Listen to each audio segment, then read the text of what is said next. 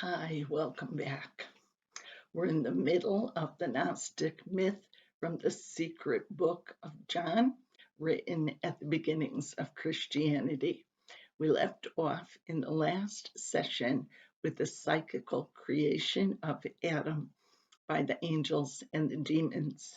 Now we're going to go on to see two creations of Adam found in Genesis, why and how Eve was created, learn about Eve having sex with the first ruler, and see that salvation is possible because of a child who was born named Seth. As always, I hope you'll put your questions and your comments in the box below. I'm going to leave a link to the previous video in this series in the description. And if you haven't watched it from the beginning, it's quite an amazing myth.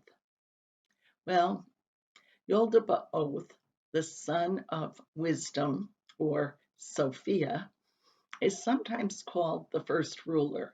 So when you hear me say the first ruler, you know this is the evil god that the Gnostics saw as the creator god of Genesis. He's just created Adam with the help of the celestial beings that he made to fill his universe. When they breathed the spirit of Yaldabaoth into Adam, he begins to move, and they realize that he is more intelligent than they are. The spirit of Sophia, which was given to the first ruler at his birth, or I should say manifestation, has now been transferred again, this time to the human. Remember, the myth said the body moved and became powerful, and it was enlightened. And as soon as the rulers realized this, they took Adam and they threw him into the lowest part of the material world.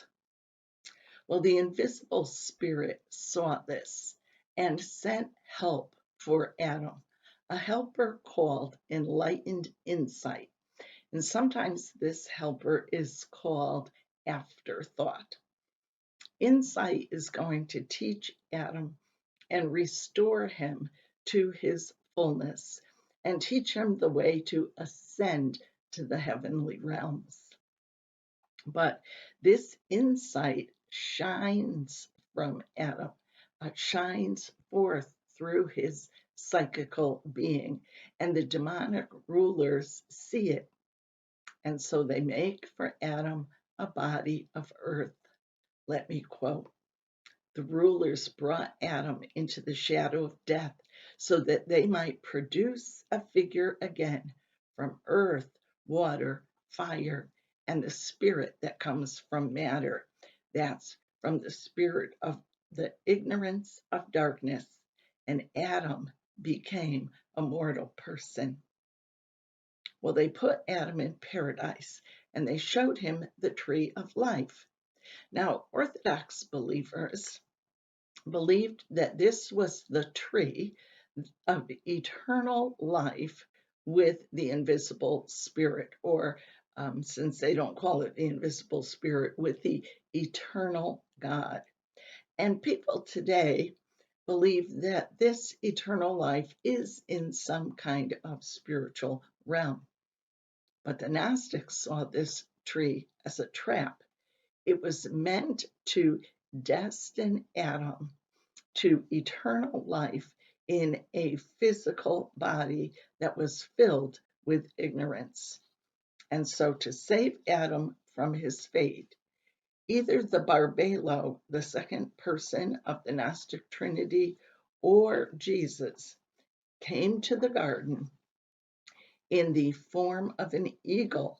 That's for Gnostics, an eagle, not a serpent, and attracted Adam's attention to the tree of the knowledge of good and evil.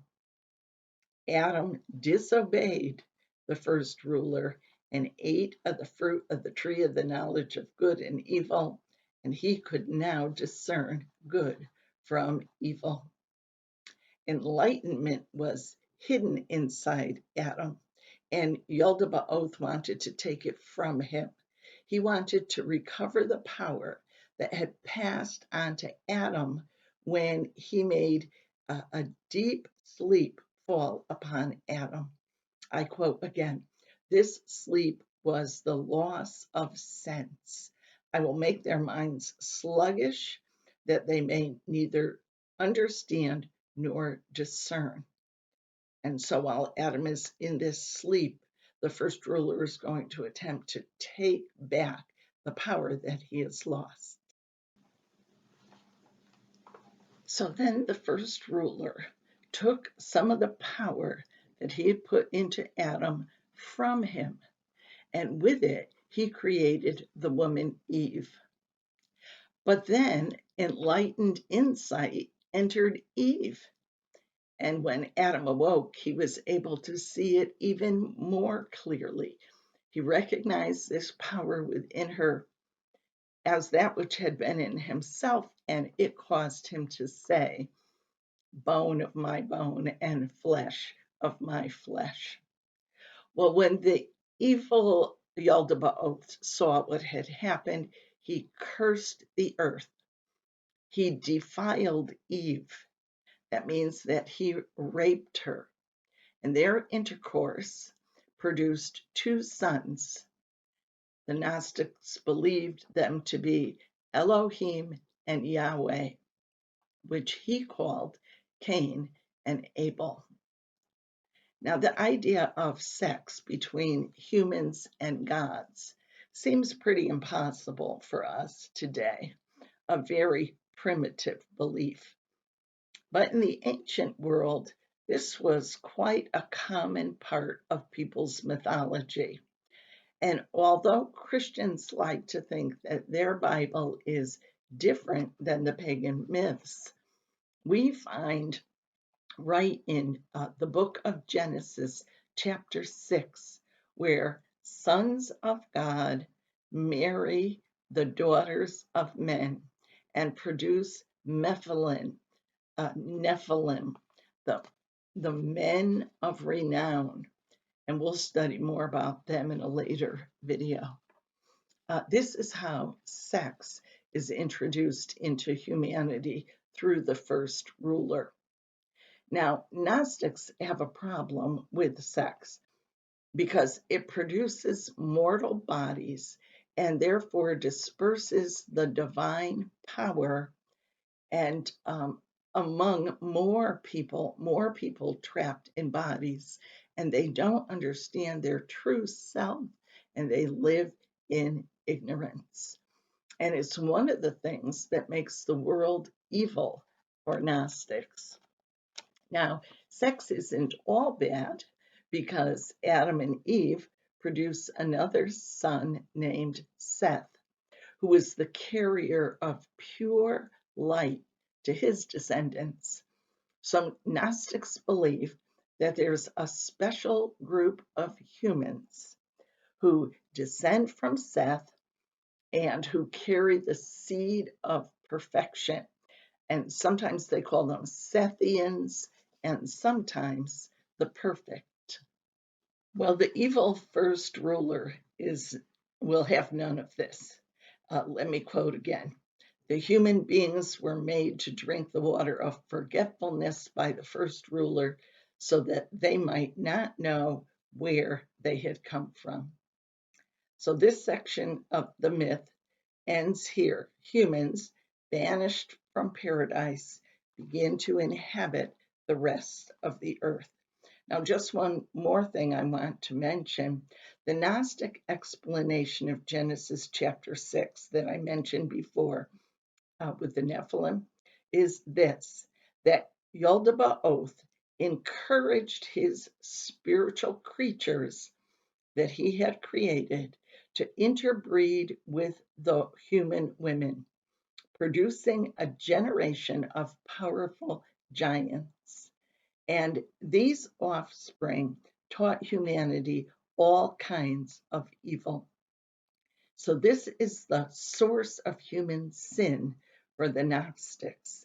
It is not Adam and Eve eating of the tree of the knowledge of good and evil, but it is the offspring of these creatures that the first ruler had created, who are teaching humans to do all kinds of evil.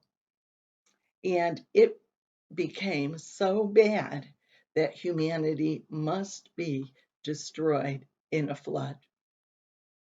So, what do you think of the myth so far? I love you to put your ideas in the comments. And if you like these videos, please subscribe and hit the notification button. And you can always request things for me to discuss with you. Next time, I will talk about Noah's flood and how the Gnostics understood salvation.